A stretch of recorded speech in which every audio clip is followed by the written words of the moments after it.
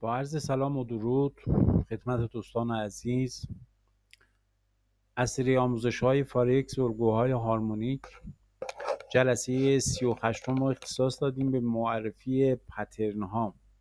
هرچند که این پترن ها قبلا گفته شده ولی به صورت کلی در این جلسه خدمتتون تقدیم میشه. عزیزان،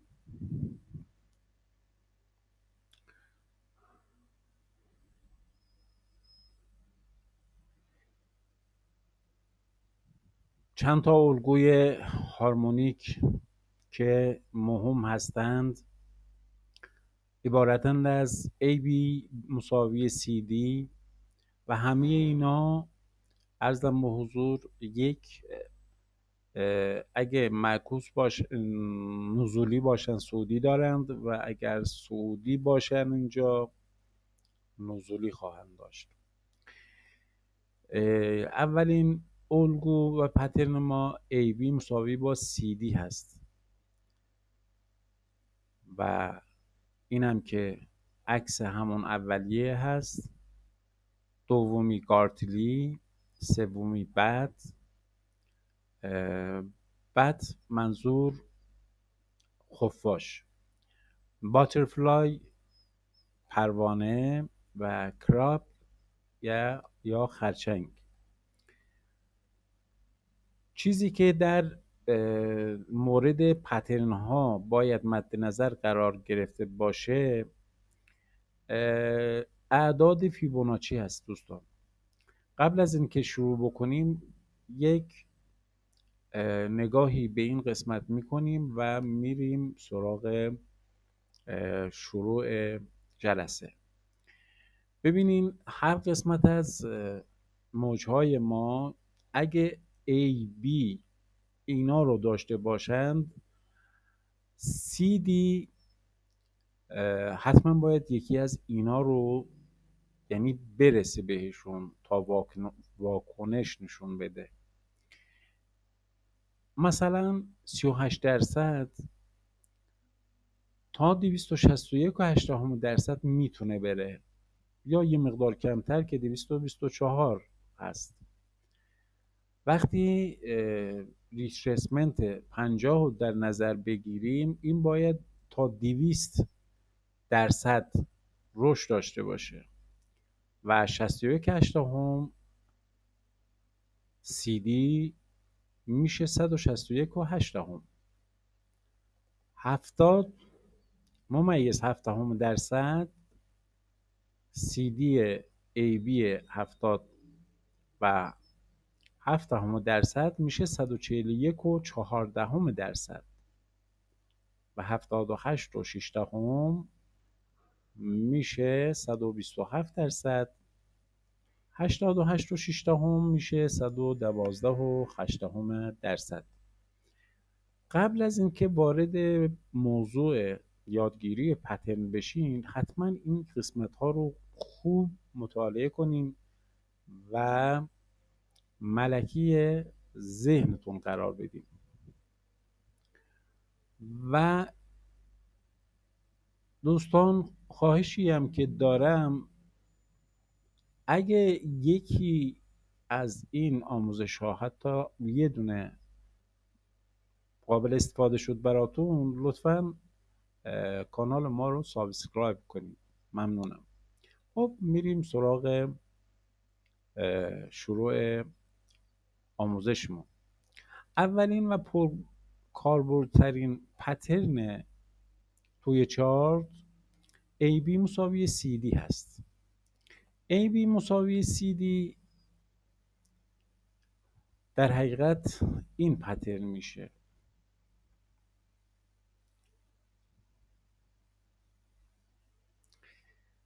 به صورت زیگزاگ هست.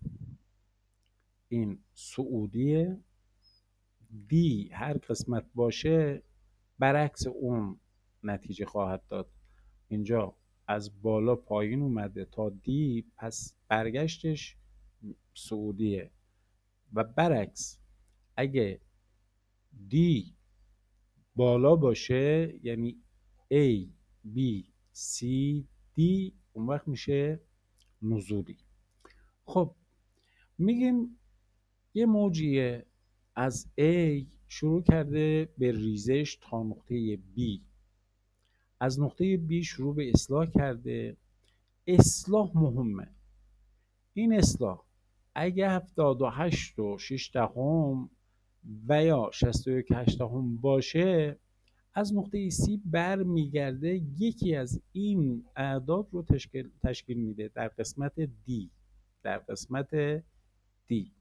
و اگر با پروژکشن ارزم به حضور 100 مقایسه کنیم یا سه نقطه ای، معمولا 100 با تو این قسمت ها در یک مسیر قرار می گیرند.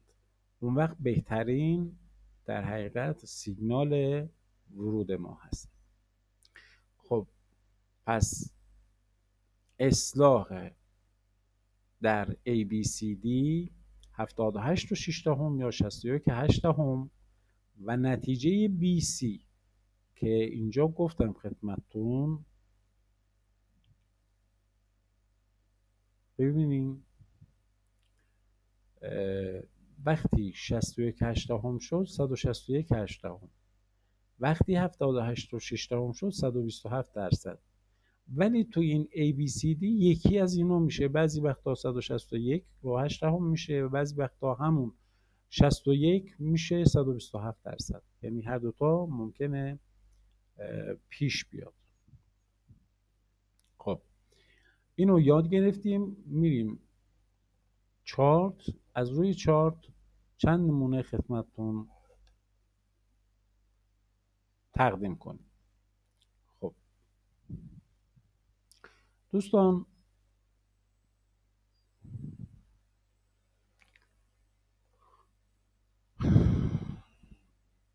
ما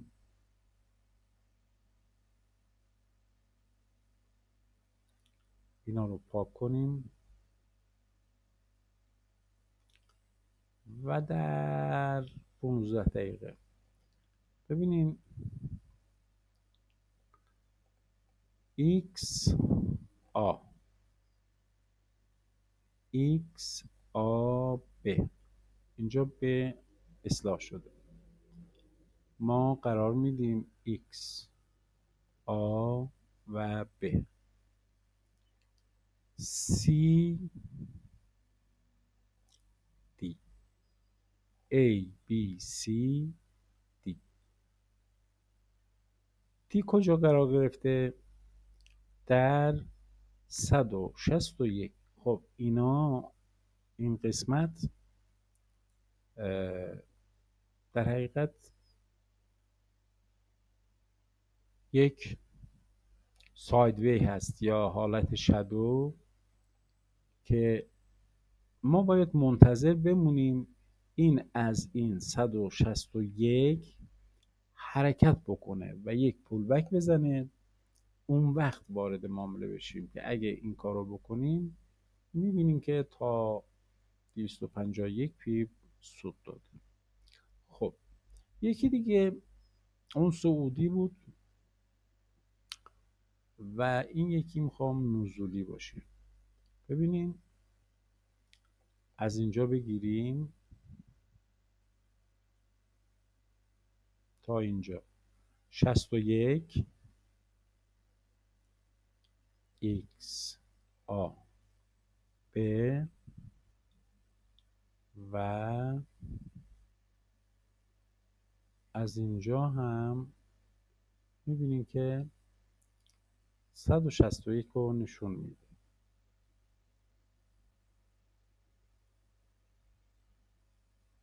161. پس اینم نزول. خب دومین،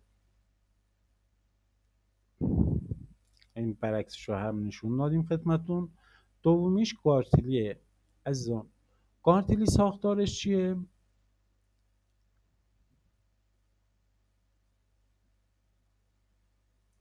میگیم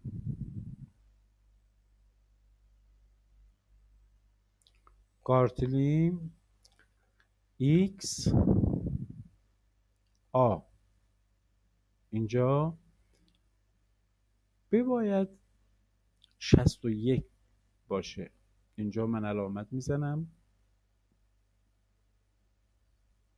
اینجا و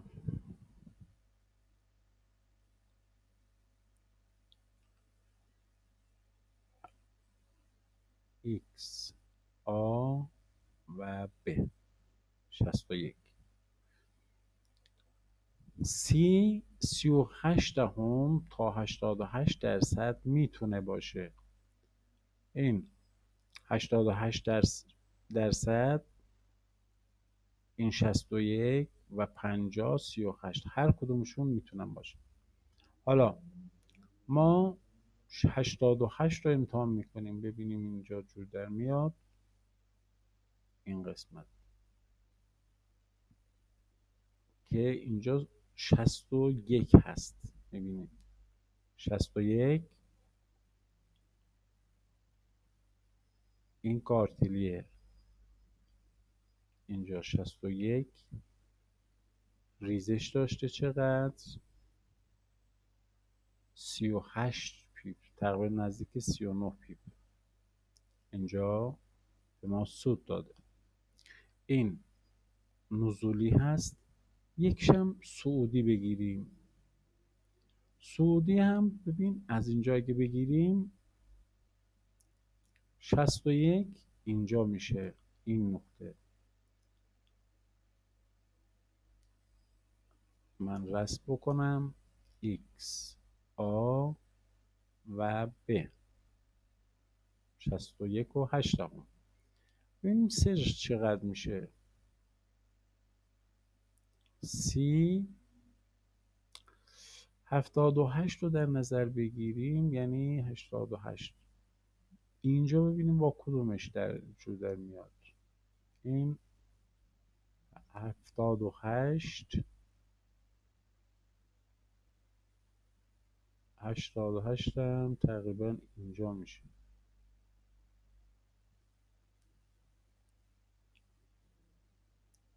x a و b این از اینجا میشه، یعنی اندازه 17 پیپ. باید صبر کنیم وقتی این قسمت وارد شد به 161 وارد معامله بشیم که نتیجه آن 124 پیپ سود داده. پس این هم کارتلی. خب مورد بعدی بد یا خفاش. دوستان خفاش یکی از بهترین پترنه ها هست چون نقطه ورود دقیق رو بهمون میگه. توجه کنین آبجکت لیست، من اینا رو پاک میکنم.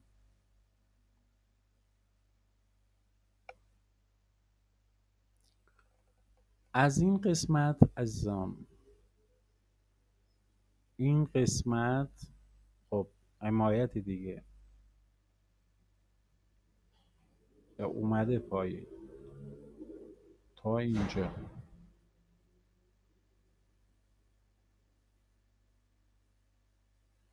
یا یکی دیگه اجازه بدیم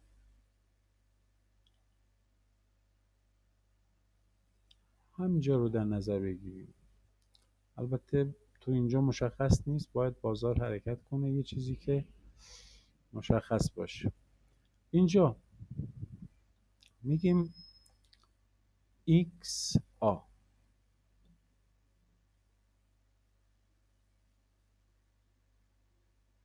خب x a یکی از این دوتا یعنی 38 رو دادم و یا 50% رو در نظر میگیریم. این بهترین جا این قسمتی که شکست اتفاق افتاده، تلاش کرده بره که نتونسته اومده اینجا. پس علامت میزنیم x a و b 50. این قسمت سی از اینجا در نظر بگیریم، مثل اون یکی ها یا از 38 و 2 تا 88 و 6 میتونه باشه. اینجا 88 هم میتونه باشه. یعنی ما تا این قسمت میتونیم بریم ببینیم اینجا جواب چی داده. خب این قسمت رو در نظر بگیریم،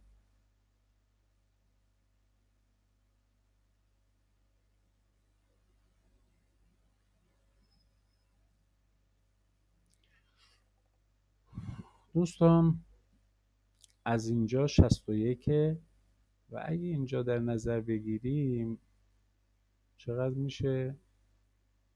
اینجا 261. یعنی ما 38 رو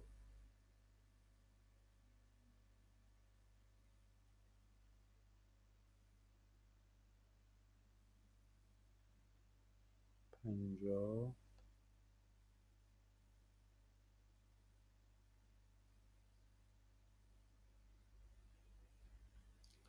38 رو در نظر بگیریم که میتونیم در نظر بگیریم،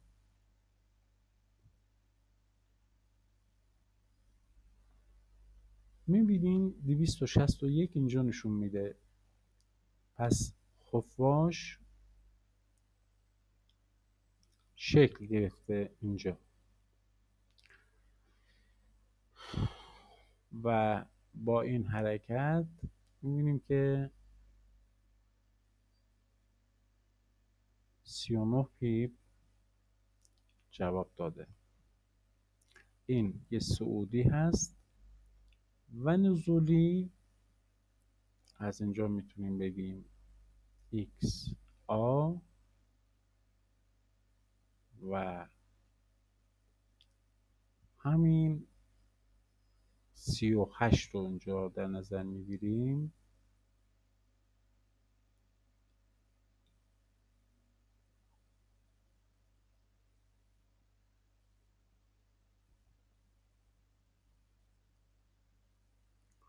از اینجا هم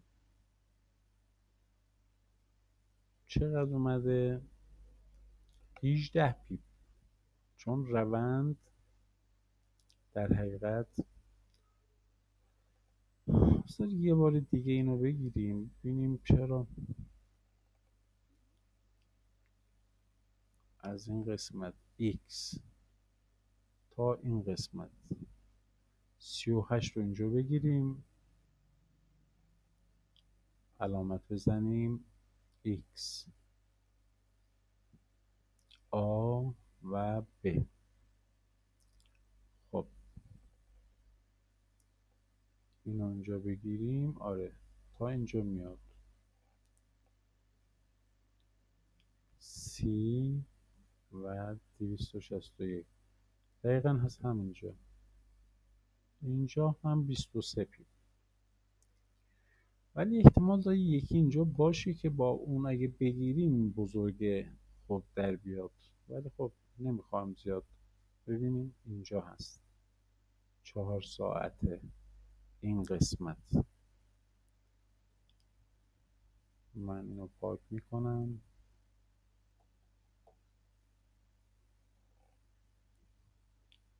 اگه اینجا رو در نظر بگیریم 38 میبینیم دقیقا 261 رو نشون میده برامون که از اینجا قشنگ ریزش میکنه.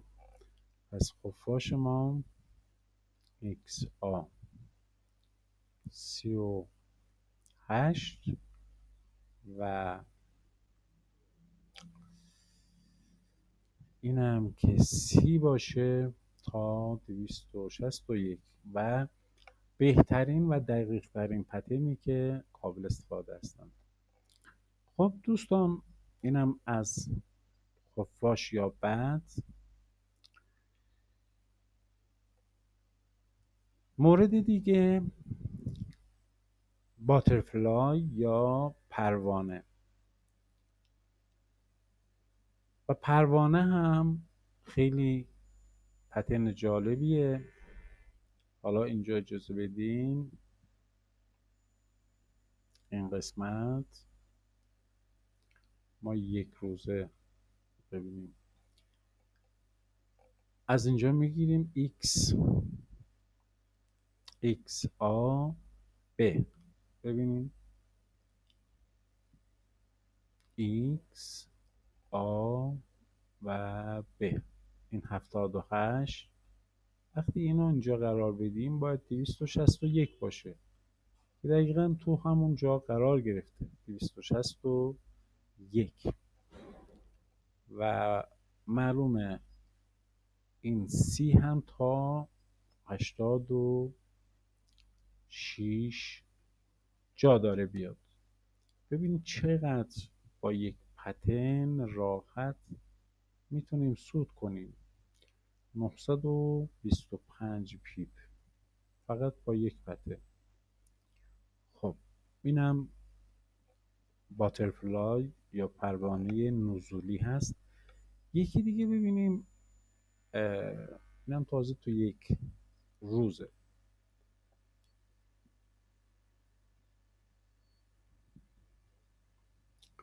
این نزولی بود. یکیش هم سعودی. ببینیم عوض بکنیم.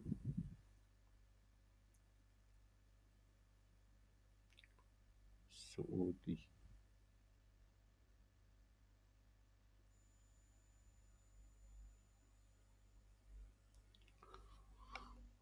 خب دوستان، اینجا شکستی که اتفاق افتاده این قسمت، از اینجا ما میگیریم x a تا اینجا.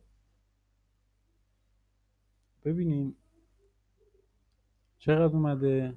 78 و 6 دهم. پس یکی از اعضای پترن باترفلای یا پروانه اینجا شکل گرفته. و اگه این قسمت رو در اینجا قرار بدیم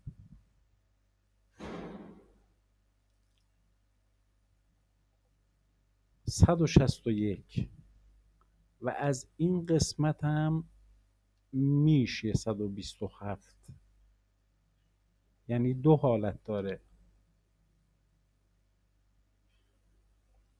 وقتی در این موقع ما ریتریسمنت رو اینجا قرار میدیم x a b x a b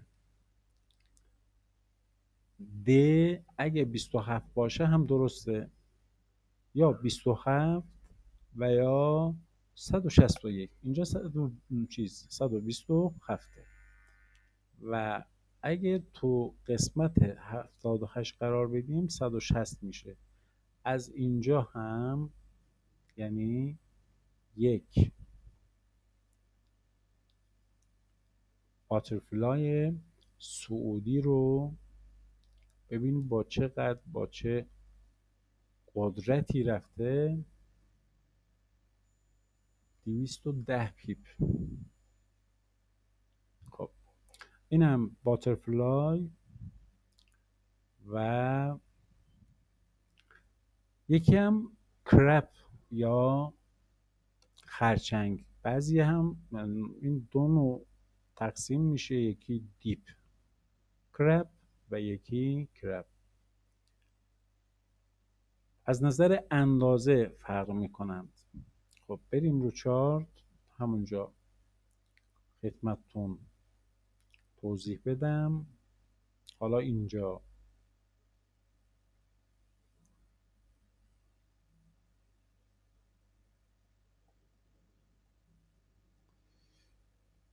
میگیم x a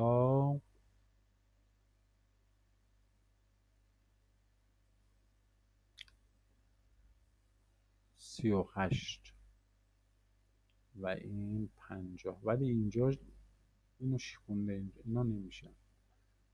1 ساعت این قسمت از این قسمت XA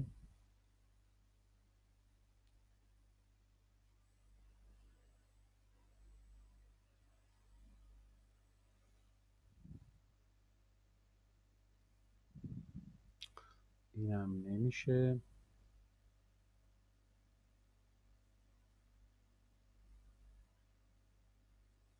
ببینیم اینجا چطور.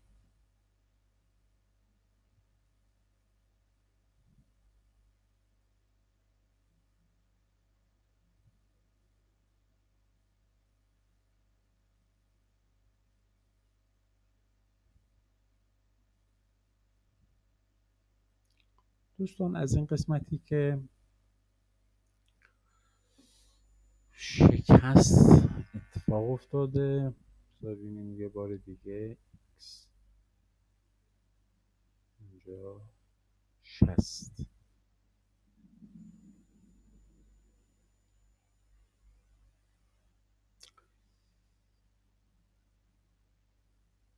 یه 60 اینجا هست، یعنی با این حساب بگیم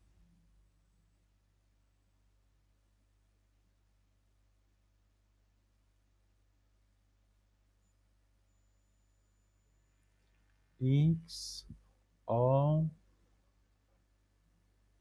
کجا اصلاح کرده؟ 61.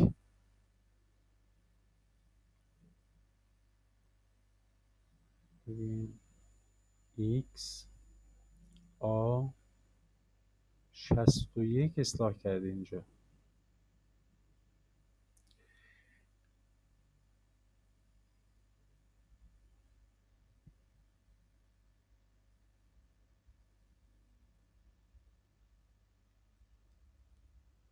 شصت و یک اصلاح کرده اینجا هم 161 و 224 هم اینجا میشه وقتی 61 رو اصلاح کرده باشه. در حقیقت این یک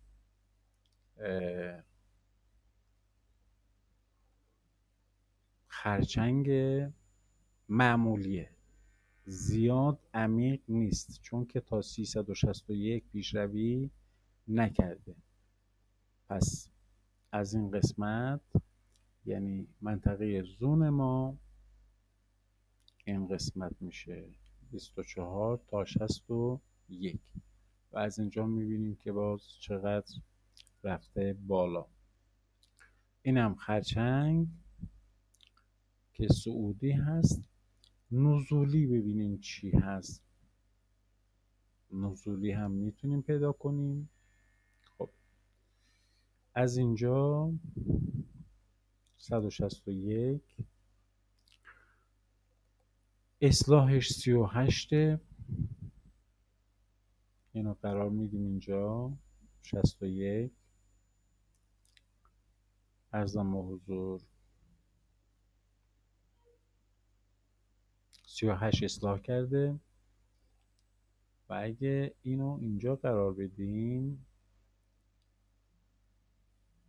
میبینیم 361 هم اینجا هست. 361. پس در حقیقت اینجوری میشه X A B و C D.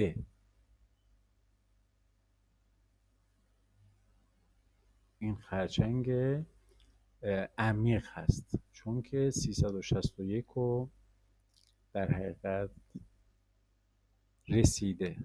اینجا ما میبینیم که 614 پیپ سود داده. دوستان باز تاکید میکنم اگه یکی از این آموزش ها واقعا به دردتون خورد، لطف کنین ما را به خاطر انگیزه بیشتر در کانالمون سابسکرایب کنین. امیدوارم نتیجه گرفته باشین. تا جلسه بعد شاد و پیروز باشین. خداحافظ.